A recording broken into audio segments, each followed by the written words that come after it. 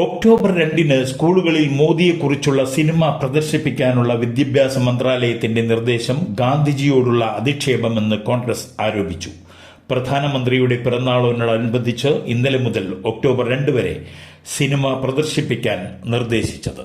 സാധാരണക്കാർക്ക് ആശ്വാസമേകാൻ കേന്ദ്ര സർക്കാർ പ്രഖ്യാപിച്ച GST പരിഷ്കാരങ്ങൾ സെപ്റ്റംബർ 22 മുതൽ പ്രാബല്യത്തിൽ വരികയാണ്. GST കൗൺസിൽ യോഗത്തിൽ 5%, 18% എന്നിങ്ങനെ 2 ലളിതമായ നികുതി നിരക്കുകൾ മാത്രമായിരിക്കും ഇനി ഉണ്ടാവുക. ഇതിലൂടെ ബിസ്ക്കറ്റ്, സോപ്പ്, ടൂത്ത്പേസ്റ്റ് തുടങ്ങിയ നിത്യോപയോഗ സാധനങ്ങളുടെ വില കുറയും. 24 മണിക്കൂറിനിടെ ഛത്തീസ്ഗഡിൽ 2 ഏറ്റുമുട്ടൽ, 5 മാവോയിസ്റ്റുകളെ വധിച്ചതായി റിപ്പോർട്ട്. ലോകസമ്പന്നരുടെ ഫോബ്സ് റിയൽ ടൈം പട്ടികയിൽ ഏറ്റവും സമ്പന്നനായ മലയാളിയായി വീണ്ടും Lulu group chairman MA Yusuff Ali. 2024 list ചെയ്ത ലുലുവിന്റെ റീറ്റെയിലിന്റെ വരുമാനങ്ങളും ആസ്തികളുമാണ് കഴിഞ്ഞ ദിവസങ്ങളിൽ വരെ ഫോബ്സ് കണക്കാക്കിയിരുന്നത്. ഇപ്പോൾ ലുലുവിന്റെ ബാക്കി രാജ്യങ്ങളിലെ ആസ്തിയും കൂടി ഇതിൽ ഉൾപ്പെടുത്തിയതോടെ യൂസഫ് അലിയുടെ ആസ്തി $7 ബില്യൺ കഴിഞ്ഞ ആഴ്ച സെപ്റ്റംബർ 10 യൂസഫ് അലിയെ മറികടന്ന് Joyalukkas group chairman Joyalukkas Malayali സമ്പന്നരിൽ ഒന്നാമത് എത്തിയിരുന്നു. അന്ന് ജോയ ലുക്കാസിന്റെ ആസ്തി $6.4 ബില്യൺ, MA യൂസഫ് അലിയുടെ ആസ്തി $5.3 ബില്യൺ.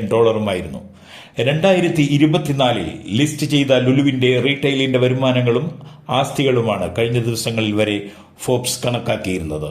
ഇപ്പോൾ ലുലുവിന്റെ ബാക്കി രാജ്യങ്ങളിലെ ആസ്തിയും കൂടി ഇതിൽ ഉൾപ്പെടുത്തിയതോടെയാണ് യൂസഫ് അലിയുടെ ആസ്തി $7 ബില്യൺ. തിരുവനന്തപുരത്ത് SAP ക്യാമ്പിലെ പോലീസ് ട്രെയിനിയെ തൂങ്ങി മരിച്ച നിലയിൽ കണ്ടെത്തി. പോലീസ് ട്രെയിനിയായ ആനന്ദിനെയാണ് മരിച്ച നിലയിൽ കണ്ടെത്തിയത്. കഴിഞ്ഞ ദിവസം ആനന്ദ് കൈ ഞരമ്പ് മുറിച്ച് ആത്മഹത്യയ്ക്ക് ശ്രമിച്ചിരുന്നു. പിന്നീട് ചികിത്സയ്ക്ക് ശേഷം ക്യാമ്പിൽ വിശ്രമിക്കുകയായിരുന്നു ആനന്ദ്. ഇന്ന് രാവിലെ ബാത്റൂമിലാണ് തൂങ്ങി മരിച്ച നിലയിൽ കണ്ടെത്തിയത്.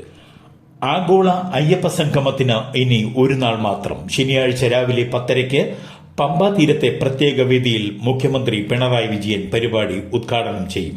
ലക്ഷദ്വീപിനെ അന്താരാഷ്ട്ര ടൂറിസം കേന്ദ്രമാക്കാനുള്ള ചുവടുവയ്പ്പിന്റെ ഭാഗമായി ദ്വീപിലെ അഗത്തിയിൽ ആദ്യമായി കസ്റ്റംസ് സ്റ്റേഷൻ വരുന്നു.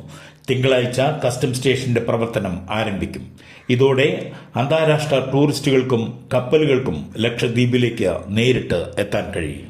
ജ്വല്ലറിയിൽ മോതിരം വാങ്ങാനെത്തി സ്വർണമാലയുമായി കടന്നുകളഞ്ഞ യുവതിയെ മാഹി പോലീസ് പിടികൂടി. അഴിയൂർ ഹാജിയാർ പള്ളിക്ക് സമീപത്തെ മനാസ് ക്വാർട്ടേഴ്സിൽ താമസിക്കുന്ന ധർമ്മടം നടുവിലത്തറ ആയിഷ 41 വയസ്സാണ് മാഹി പോലീസിന്റെ പിടിയിലായത്. മാഹി ബസലിക്കയ്ക്ക് സമീപത്തെ ശ്രീലക്ഷ്മി ജ്വല്ലറിയിലാണ് സംഭവം നടന്നത്. മണ്ണാർക്കാട് എലുമ്പലാശ്ശേരിയിൽ കുടുംബവഴക്കിനെ തുടർന്ന് ഭർത്താവ് ഭാര്യയെ കൊലപ്പെടുത്തി. കോട്ടയം സ്വദേശിയായ 24-കാരി അഞ്ചുമോളാണ് കൊല്ലപ്പെട്ടത്. വാക്കടപ്പുറം സ്വദേശി ആച്ചിരി വീട്ടിൽ യോഗേഷിനെ പോലീസ് കസ്റ്റഡിയിലെടുത്തു. സംസ്ഥാനത്ത് പാലിന്റെ വില വർദ്ധിപ്പിക്കുമെന്ന് മന്ത്രി ജെ ചിഞ്ചുറാണി. ക്ഷീര കർഷകർക്ക് പ്രയോജനപ്പെടുന്ന തരത്തിലായിരിക്കും വർധനയുണ്ടാവുക. മിൽമയ്ക്കാണ് പാൽ വില വർദ്ധിപ്പിക്കാനുള്ള അധികാരമുള്ളത്. ഇതിനുള്ള നടപടികൾ പൂർത്തിയായി വരികയാണെന്ന് മന്ത്രി അറിയിച്ചു. അധ്യാപികയുടെ അടിയേറ്റ് 6ാം ക്ലാസ് വിദ്യാർത്ഥിനിയുടെ തലയോട്ടിയിൽ പരിക്ക് സംഭവിച്ചതായി പരാതി. ടീച്ചർ ബാഗ് ഉപയോഗിച്ച് കുട്ടിയുടെ തലയ്ക്ക് അടിച്ചതിനെ തുടർന്നാണ് പരിക്ക് പറ്റിയതെന്ന് രക്ഷിതാക്കൾ പറഞ്ഞു. ബാഗിൽ സ്റ്റീൽ ചോറ്റുപാത്രമുണ്ടായിരുന്നു. ആന്ധ്രാപ്രദേശിലെ ചിറ്റൂർ ജില്ലയിലെ പുങ്കന്നൂരിൽ 6ാം ക്ലാസ് വിദ്യാർത്ഥിനിയുടെ തലയോട്ടിക്കാണ് പൊട്ടലുണ്ടായത്. പാലിയേക്കര ടോൾ പിരിവ് വിലക്കിൽ തിങ്കളാഴ്ചയോടെ തീരുമാനമെടുക്കാമെന്ന് ഹൈക്കോടതി വ്യക്തമാക്കി. ടോൾ വിലക്ക് അതുവരെ തുടരും. ഹർജി ഹൈക്കോടതി ഇന്ന് പരിഗണിച്ചു. ജില്ലാ കളക്ടർ ഇന്നും ഹാജരായി. മുത്തങ്ങയിൽ മാപ്പില്ല, നേരിട്ടത് കൊടിയ മർദ്ദനം. ആന്റണിയുടെ കുമ്പസാരത്തിന് മറുപടിയുമായി ജാനു.